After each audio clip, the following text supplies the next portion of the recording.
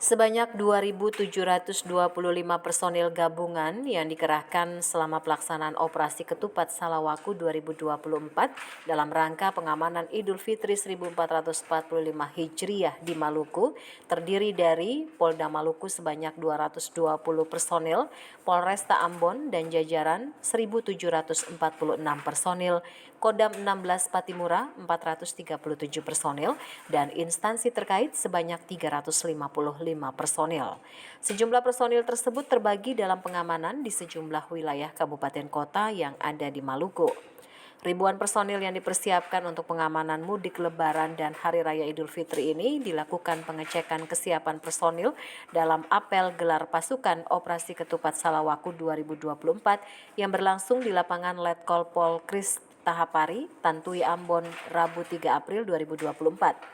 Selain ribuan personil yang dikerahkan untuk pengamanan lebaran tersebut, pemerintah daerah bersama TNI Polri juga menyiapkan pos pengamanan, pos pelayanan, dan pos terpadu.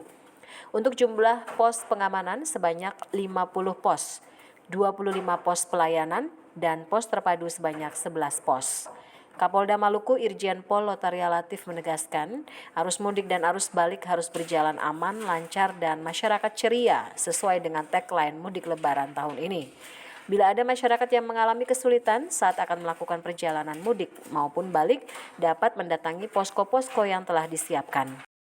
Kita bersama dengan pemerintah daerah, Pak Gubernur, Wali Kota, Bupati, Pangdam, dan seluruh dinas instansi terkait, kita telah menyiapkan dan sudah mempersiapkan sarana prasarana personil dan peralatan. Khusus di Maluku ini karakteristiknya karena memang perairan, kita concern pada pelabuhan-pelabuhan, ya, dan kita terima kasih dari Pemprov juga memberikan backup untuk penambahan beberapa kapal untuk pada saat arus mudik nantinya.